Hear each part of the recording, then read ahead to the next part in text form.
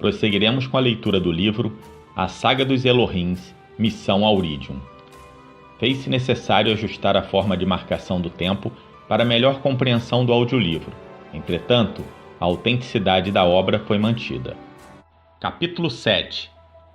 A fuga de Kalu e os arcanos de Terax. Um arcano diante das eras havia determinado o curso de Kalu. O Shaddai deposto não poderia imaginar que, por ideação de Meikapal, o grande criador de mundos, o destino de Lumak estaria em suas mãos, pois com sua fuga surgia uma intersecção no tempo, um ponto de ignição, e Kalu seria o protagonista causador da contagem de um novo período, a Era Aurídica. Devido às calorosas comemorações pela vitória do príncipe Kanu e sua ascensão ao trono, que se iniciaram em Angedur, e Kalu conseguiu evadir-se ocultamente de entre as massas em busca de proteger sua vida. Só, desamparado e indefeso, o Shaddai destituído em batalha temia que alguém o matasse, assim como ele próprio fez ao Shaddai Hansa. Tenso, ele elucubrava assustado. O que o destino me reserva em Lumak? Nada menos que a prisão, o exílio ou a morte. Se eu não posso mudar o que me sobrevirá se eu ficar em Lumak, eu devo tomar o fado em minhas mãos e fugir. Por 9 anos eu estive observando as pessoas ao meu redor, para ver quem se ergueria como meu inimigo, para sentir se alguém tramava me abater ou me matar. Eu sempre pensei que alguém poderia me trair, mas eu nunca imaginei que seria Kanu, o meu confiável adjutor. Enquanto arrazoava, Kalu foi apressadamente até o espaçoporto de Angedur, onde encontrou o lugar dos querubins desprotegido. Com cautela, ele se esgueirava pelos cantos, evitando ser reconhecido pela multidão e pensando. Em muitas ocasiões eu estive planejando o que fazer se fosse derruído e tivesse a oportunidade de escapar. Agora chegou o momento de executar o meu plano, mas devo ser rápido antes que comecem a me procurar. Por temer um golpe, Kalu tinha uma íntima estratégia que ele havia elaborado ao longo do tempo, e mesmo com bastante medo, ele sabia exatamente o que devia fazer. No espaçoporto, o ex-Shaddai se apossou de um dos querubins reais, um orbitante K-13 da classe espacial, que ele conservava preparado para uma ocasião como esta. Mantido sempre pronto a voejar por ordens expressas de Kalu, este querubim se oferecia totalmente operacional e abastecido com armas, instrumentos e alimentos. Em rápida verificação nas câmaras do orbitante, Kalu confirmou que ele estava armado de cápsulas de hadrons. Então, depressa ele subiu a rampa e cerrou a porta. Em seguida, Kalu penetrou na câmara principal, se ocupou do assento do capitão e acionou os controles principais. Logo a câmara da seção frontal do querubim se encheu com uma fulgurante aura azulada. Imediatamente Kalu ativou os cristais ígneos, que, emitindo um zumbido cativante, soou análogo à mais bela música de serafins aos seus ouvidos. Ainda sabendo que todos os habitantes de Angedur foram ao palácio para homenagear seu novo Shaddai, Kalu precisava partir depressa antes que alguém o visse. Sentindo-se aliviado ao avivar os magnetos de quarks, que, de maneira encantadora, arrojavam um resplendor avermelhado ao derredor do orbitante, Kalu consultou os holocristais dos circuitos celestes, assinalou seu destino no holocristal das rotas e, com um grito, se lançou aos céus. Uhul! Estou salvo! Sem ninguém para se acautelar de seu plano, Kalu escapou de Lumak em direção ao desconhecido. Se lançava rasgando aos céus em seu querubim como um bandeirante que talha seu caminho pela densa floresta tropical. Pensando apenas em proteger sua vida, Kalu não buscava compreender as razões de suas ações. Assim ele traçou um curso rumo ao perigoso e temível Anel de Teran. Os seus atos estavam sendo decididos por flechas mentais que ribombavam em sua cabeça. Eu tenho que me proteger. Eu preciso me resguardar. Eu tenho que me proteger. Eu devo chegar ao Anel de Teran. Eu devo atravessar o Anel de Teran. Eu preciso chegar a Terax. Eu preciso chegar a Terax. Bastante confuso, mas com certa nitidez, este obscuro apotegma martelava a mente do errante Shaddai, e se entrelaçava com os primordiais desejos de fugir e de viver. O escorregadio Ikalu, ainda assaz tenso e apreensivo, lembrava que as sondas espaciais haviam descoberto um planeta nativo entre os filhos de Taisum, o Solar Amarelo, que continha um habitat capaz de sustentar a vida, Terax. Não obstante, por apresentar sua morada mais à frente do Anel de Teran, ele foi considerado inexplorável. Dentre os irmãos de Lumak por adoção do sistema solar de Taisum, somente os 5 primeiros, na região das águas superiores, foram estudados pelo Shaddai Yarzag. Com esses aforismos correndo em sua mente, Ikalu se achava com o coração batendo como se fosse estourar em seu peito. Suas mãos estavam úmidas de medo. Por uma suprema cravelha de Meikapal, Ikalu elegeu seu destino e para as regiões proibidas se encaminhou, um lugar onde jamais alguém havia se atrevido a pôr os pés. Devido às suas vorazes rochas, que com movimentos imprevisíveis atacavam a todos os intrusos, ninguém havia tentado atravessar o Anel de Teran antes. Mas Ikalu se mantinha firme em conjecturas. Eu sei que o que me aguarda em Lumak é o exílio anátema, e nele eu não aguentarei 1 ano. Eu prefiro me arriscar a sorte pela sobrevivência em outro planeta. No plano de Ikalu havia riscos mortais na viagem, mas assim como as gramíneas germinam nos campos após a chuva serôdia, os pensamentos de grandeza do Shaddai brotavam férteis em sua cabeça. Eu preciso encontrar Auridium. Com ele eu poderei sanar a brecha na atmosfera de Lumak e dar um basta à agonia do meu povo. Então, só então, eu restaurarei a fertilidade e a abastança em meu planeta. Depois eu perpetrarei minha eterna realeza mediante uma estratégia de salvação. A glória celestial do êxito será minha recompensa. Mesmo apresentando amarga tristeza, Ikalu se valeu da propícia ocasião de escape da rede gravitacional de seu planeta para explorá-lo. Em sua trajetória de ascensão, o Shaddai vasculhou os céus de Lumak como uma côndor celestial que volita nas altas cordilheiras de Blagvigrad. Enquanto seu queruvim se afastava, Ikalu observou que Lumak parecia uma grande bola suspensa no vazio. Sua silhueta era atrativa e seu resplendor blasonava nos céus circundantes, se destacando na negritude do vazio. O seu tamanho era enorme e o fogo de suas erupções cintilava na atmosfera. Sua mantilha sustentadora de vida exibia um tom rúbio afogueado, semelhante às escumas com algas marinhas do litoral de Toscansko. Um pouco mais alto, Ikalu pôde testemunhar da brecha que já dominava quase a metade do véu que protege o planeta radiante. Se assemelhava a uma grande ferida deprimível e escurecida. Como que se despedindo, Ikalu olhou para Lumak de novo. Agora a extensa brecha se assemelhava a um prato. Mais uma vez Ikalu tornou a olhar, e a espaçosa bola de Lumak havia se convertido em uma pequenina fruta. Mas então, olhando Ikalu novamente, seu suntuoso planeta já tinha sumido no grande mar de escuridão. A contrição se aferrou ao coração de Ikalu.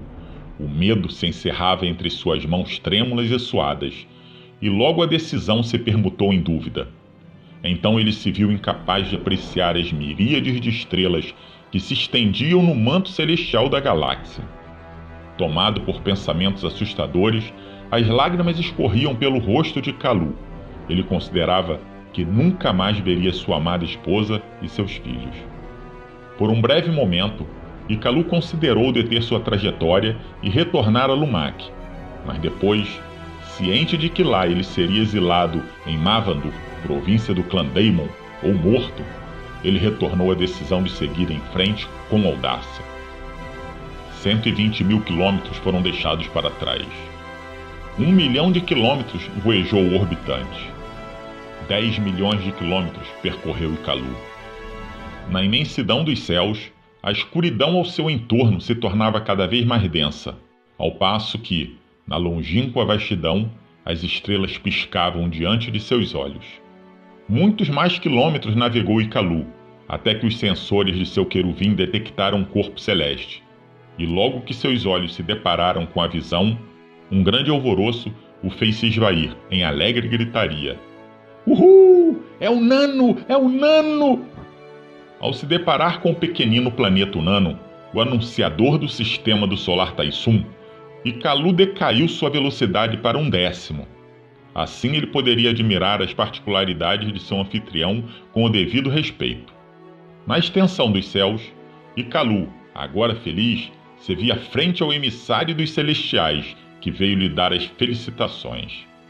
O acanhado Nano, que possui uma grande volta, estendia seu bem-vindo ao viajante Ikalu. Esvaído, o singelo Nano estava destinado a seguir vagando ao redor do solar amarelo como seu filho distante. Sem as águas primordiais da vida, e de cor pálida acinzentada, o singelo Nano estava dotado de 2 rostos para sempre poder estar olhando ao celestial Cantu. Ao ser o primeiro em recebê-lo, Ikalu considerou que sua aparição era de bom augúrio, entendendo ele que as potestades celestiais estavam lhe dizendo: "Seja bem-vindo, viajante!"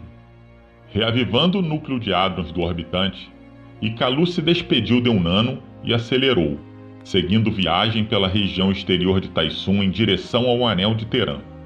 Logo, outro planeta foi capturado pelo espectrômetro do Queruvim. Desta vez era Cantu, como foi nomeado pelo Shaddai Yarzag, quem se divisou na profunda escuridão. Sua cor era de um límpido e fulgurante azul, como as águas mais puras de Vígata.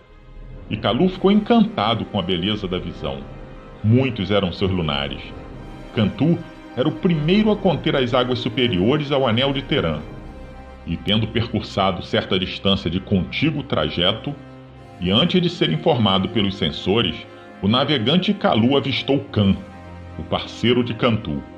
E embora ele estivesse na longura, sua bela coloração, refulgente de ciano, o fazia parecer ser bem maior do que seu companheiro. Estando um pouco mais perto, Ikalu aferiu que sua dimensão e sua beleza eram parecidas com a do celestial Cantu.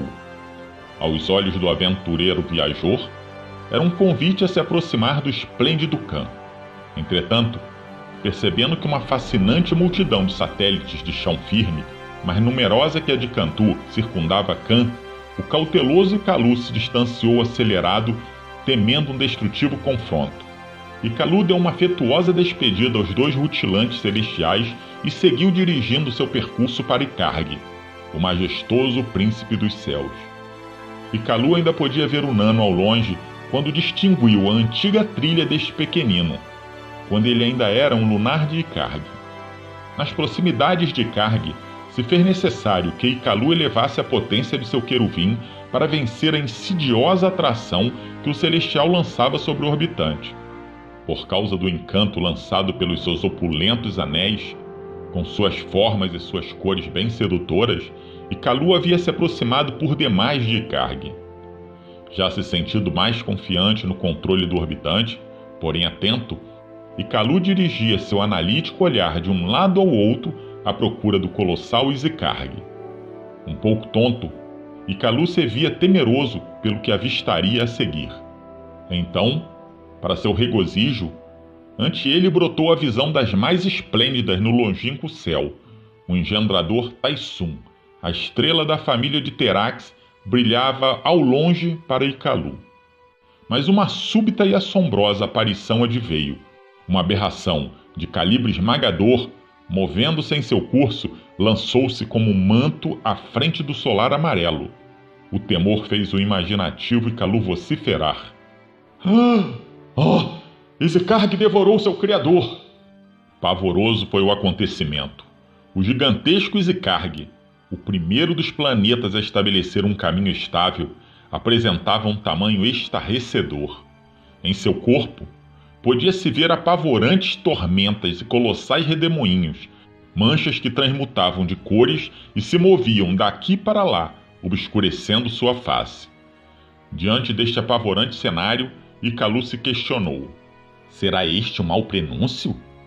Com caminhos dificultosos, uma hoste inumerável de satélites, uns rápidos, outros lentos, circundavam esse altivo celestial. Os secundários se agitavam desgovernados ao seu redor, de um lado para o outro, adiante e atrás. O prestigioso Izicarg estava remetendo relâmpagos divinais que faziam com que o perplexo Icalu refletisse. Quão poderosos podem ser os feitiços exalados por este gigante monarca dos céus? Estático, o pensativo Icalu observava o deslumbrante panorama. Neste ínterim, seu curso se mostrou afetado por se entreter. Suas ações se fizeram confusas devido à profundidade de campo. Mas esfregando seu rosto, logo o êxtase deu lugar à razão, e Icalu restabeleceu o controle. Movendo-se vagarosamente, o desmesurado celestial Izicarg seguiu em sua predestinada volta. Descerrando o véu que cobria os raios do solar amarelo, este passava de obscurecido a radiante, e logo o resplendor do engendrador de eras pôde ser contemplado. Jovial, então Icalu começou a relaxar, dando um profundo suspiro de alívio. Mas a alegria do coração de Icalu não durou muito. O maior dos perigos estava à espreita mais à frente do quinto planeta. Como já esperado, o Anel de Terã seria o próximo a se revelar. A barreira dominante se apresentava adiante com uma terrível ameaça: seus amotinados asteroides. Estes, como órfãos sem mãe, se aglomeravam e com fortes colhidas voltavam a se desagrupar. Ao avistar a viva muralha de pedregulhos, os trêmulos pensamentos de Icalu afloraram. Eu devo me preparar para a destruição? Acaso eu vou perecer de igual forma que os exploradores que enviei para arrancar seu Auridium? De rochas, pedras e minerais de toda a natureza estava composto o poderoso divisor de águas. Estes vagantes corpos seguiam confusos em cursos de desordem, buscando equilibrar-se por diante e por detrás perante o caos. Seus arranjos eram detestáveis, e difíceis de compreender se faziam seus bagunçados atalhos. Como leões famintos, estas rochas haviam devorado os queruvins de Lumak. Negaram-se a entregar o precioso Auridium, tão necessário para a sobrevivência do planeta. Jamais alguém conseguiu entrar no cinturão. Todos os queruvins foram esmagados antes mesmo que seus hábeis capitães pudessem notificar o desastre pelo teléfone. Então, o que fazia Icalu pensar que ele teria sucesso? A resposta estava nas apavorantes ogivas de Mijor, armadas com as arrasadoras cápsulas de Hadrons. Sim, Icalu usaria esta eficiente dupla em todo seu potencial, mas ainda assim ele estava assustado. Inesperadamente, uma decisiva coragem assumiu o controle de Icalu, e ele precipitou o orbitante em direção à batalha com o Anel de Terã. Suando profusamente, Icalu estava atemorizado, mas investia cautelosamente para a peleja. Avançando revestido de coragem contra os bestiais pedregulhos, Icalu exclamou um forte brado de ataque. Avante! Vamos à batalha! Ativando as pujantes cápsulas de Hadrons, o ousado Icalu se aprontou para atacar seus oponentes com as temíveis ogivas de Mijorn. Ele precisava vencer a peleja. Audazmente, Icalu se pôs ao confronto e encarou a feroz turba. O El-Shaddai tomou fôlego e se preparou para o estreito combate com o esquadrão inimigo, os aerólitos, os sideritos e os siderólitos do Anel. Tendo determinado o melhor local para a travessia, Icalu prosseguiu em seu caminho, lançando sobre seus arrojados oponentes um pequeno projétil de destruição. Vendo-se agredidas e ameaçadas, as sinistras rochas co-irmãs investiram contra o orbitante como um inimigo que se defende de um ataque na batalha. Mas com mãos firmes, Icalu arremeteu para cima de seus adversários uma ogiva de Mijor contendo a bomba de Hadrons exóticos. Ao sentirem os efeitos da arma de Icalu, os asteroides e os meteoroides depressa se encandeceram, e de fogo se transformaram em cinzas, e de cinzas se esvaíram. Notando que uma passagem estava se abrindo para seu queruvim, Icalu apelidou a eficaz bomba de Ceifadora. Com mais confiança na vitória, Icalu arrojou mais uma ceifadora contra o inimigo, e depois outra, e outra, e outra. Como guerreiros vencidos, os assustados rebos recuaram e desnudaram um atalho para Icalu avançar. Como que por sortilégio, o anel de Terã exibiu uma passagem que mostrava a direção do solar amarelo, que de seu rijo trono a tudo assistia. Na negra profundidade do espaço, Ikalu pôde ver com pouca claridade os céus dos celestiais das águas inferiores, reluzentes pelo raio de Taisum. Vendo que não havia sido vencido pela ferocidade do anel de Terã, o aguerrido viajante se acalmou e tomou por interpretação que sua missão era parte dos insondáveis desígnios de Meikapal, o Unicriador. Refletindo no que abdicou e ficou para trás, Ikalu se apercebeu de que ninguém jamais chegara onde ele estava. Ele era o primeiro a atravessar o bestial anel de Terã e a contemplar, a olho nu, os planetas das águas inferiores. Neste ponto da crônica, Eldoranque foi abarcado por Haroldo, que, incomodado, lhe descontinuou dizendo: Por favor, me perdoem por interromper a tão rica dissertação, mas os meus lábios estão secos. Eu tenho uma sensação de secura na garganta. Eu preciso beber água. Ao que obtemperou de imediato o guardião de Terax. Ora, então aproveitemos a oportuna pausa e vamos todos ao refeitório. Na vasta cozinha, enquanto Arquissênio e Haroldo se saciavam saboreando água aromatizada, o ancião de Eras retirou de sua câmara criogênica um pote lacrado, largo e baixo, à semelhança de um cristal. O acalorou e, dispondo seu conteúdo sobre uma bandeja, o levou à mesa consigo. Era algo diferente. Pareciam bolachinhas de suspiro albino, tão alvo quanto os mais puros flocos de neve polar. Percebendo que a estranha substância atiçava a curiosidade e o desejo dos recrutas, Eldoranque aguardou em silêncio. As testemunhas estavam encantadas com o delicado aroma que devassou o ambiente. Arremetia à lembrança de uma campina florida na primavera. Sua aparência e seu perfume davam indícios que apresentavam um forte sabor aromático, muito familiar ao regaliz e ao anis estrelário. Não aguentando mais se reprimir em querer saber o que seria aquele agradável manjar, Arquissênio se armou para indagar, mas foi atravessado pelos termos de seu anfitrião. Eu sinto que vocês estão a se corroer em seu íntimo por não terem ciência do suntuoso e misterioso alimento que se encontram prestes a experimentar.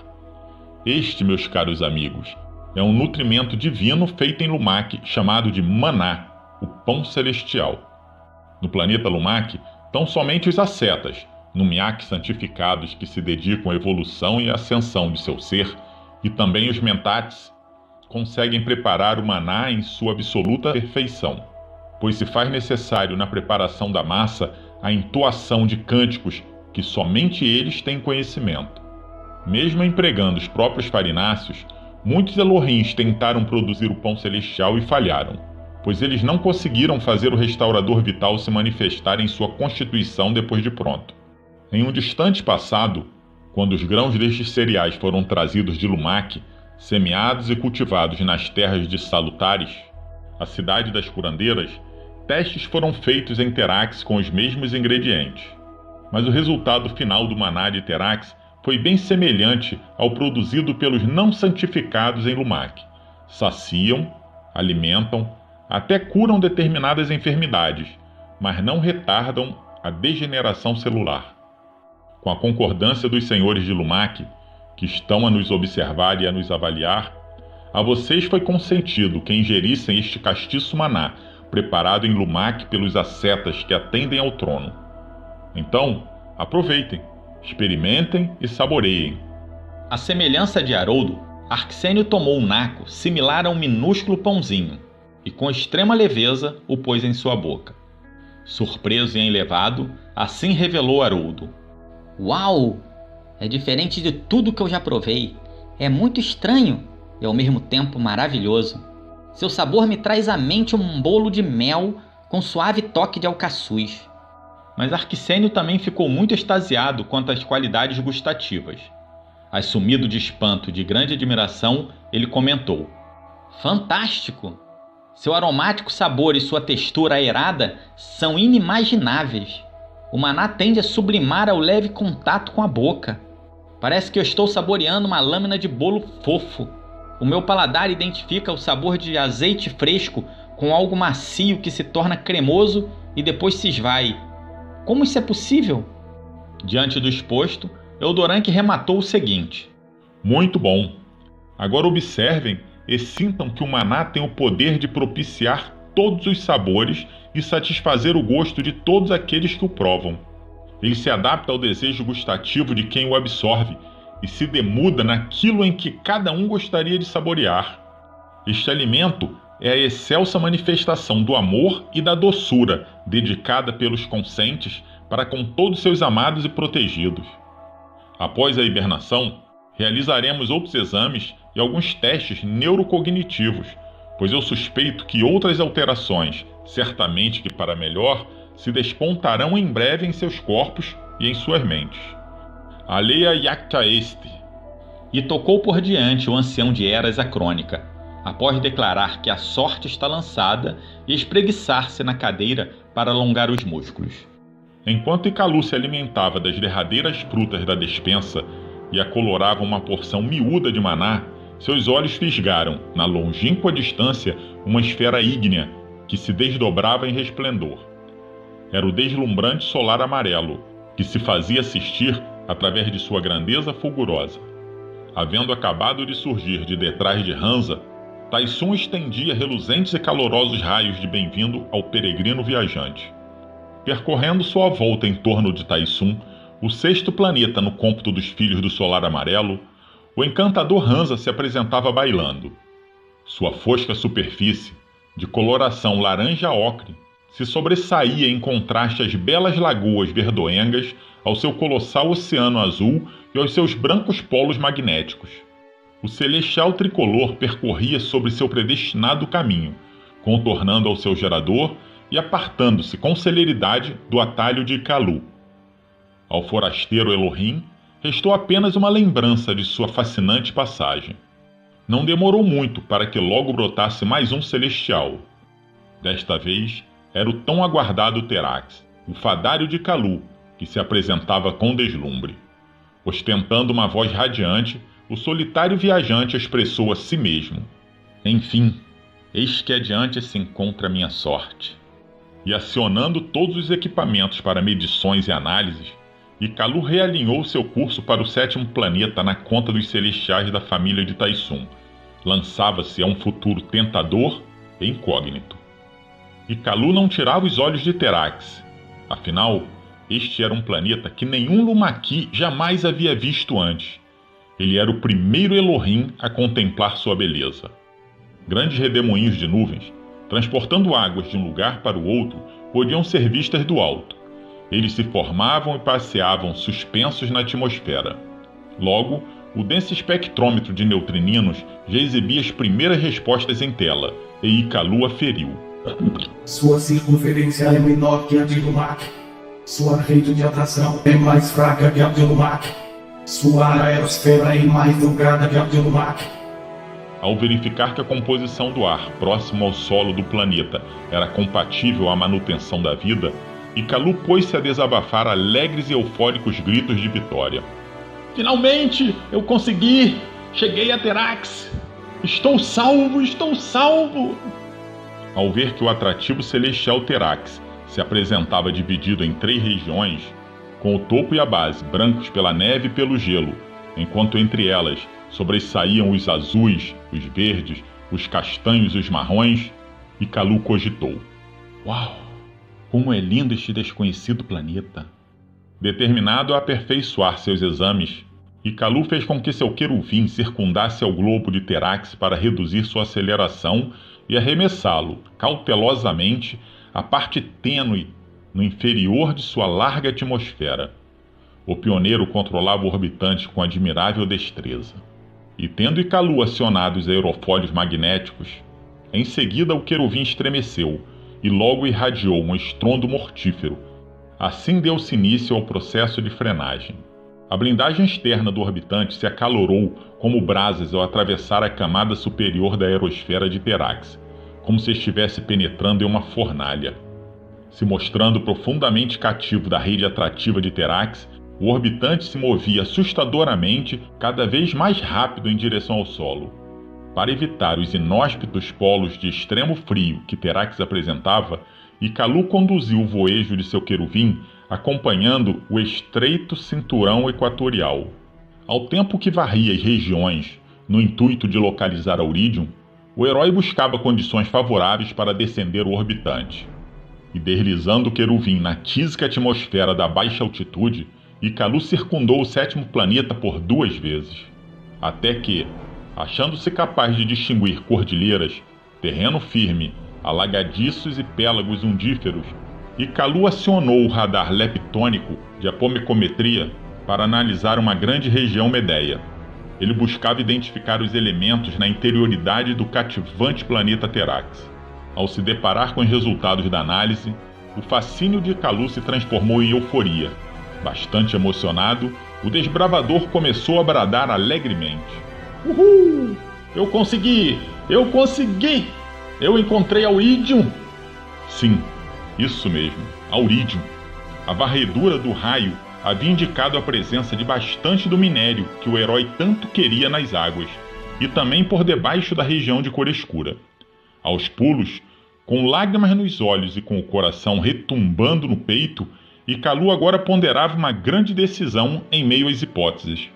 Devo descender o orbitante sobre o terreno alienígena, talvez para explodir e morrer? Ou devo me precipitar às águas, onde há risco do queruvim afundar no mar do esquecimento? Que caminho devo adotar para sobreviver?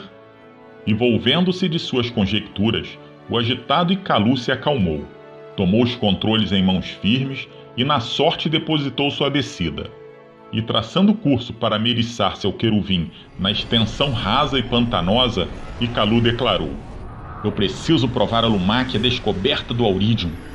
Ao atingir a fina faixa de água, o orbitante amortizou-se e subitamente se deteve ante o tênue aguaçal. E Ikalu, com seus sentidos desorientados devido à sacudidela e atordoado pela forte emoção, ficou entorpecido e apagou.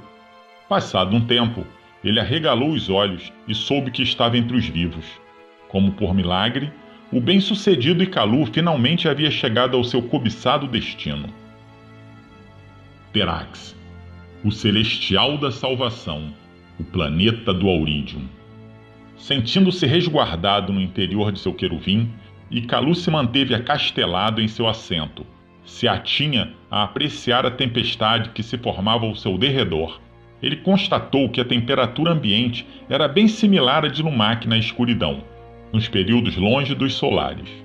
E foi assim, deste modo, que o celestial Terax recebeu o peregrino viajante de Lumak. Observando em suma contemplação pela fenestra do orbitante, Ikalu se deparou diante de um cenário criador de vidas que há muitos anos não se manifestava em Lumak. Deste jeito, impactado pela natureza, o deslumbrado viajor, memorando o passado distante, tartamudeou. Parece que eu estou presenciando, como que por um reflexo, a era primeva dos tempos de Lumak. Ah, meu planeta natal. Repentinamente, uma sinistra escuridão desceu sobre o planeta. O negrume impediu a reverência em que Ikalu se mantinha absorvido. Diante de uma intensa ventania com sons de muitas águas e raios luminosos que pareciam rasgar os céus, o afortunado Ikalu se conservava em redobrada atenção. Não demorou muito para que a forte sensação de insegurança que habitava o coração de Ikalu cedesse lugar ao cansaço, fazendo-o adormecer de imediato. Tomado por uma profunda letargia devido à longa e exaustiva jornada, Ikalu se viu tragado por um sonho-visão.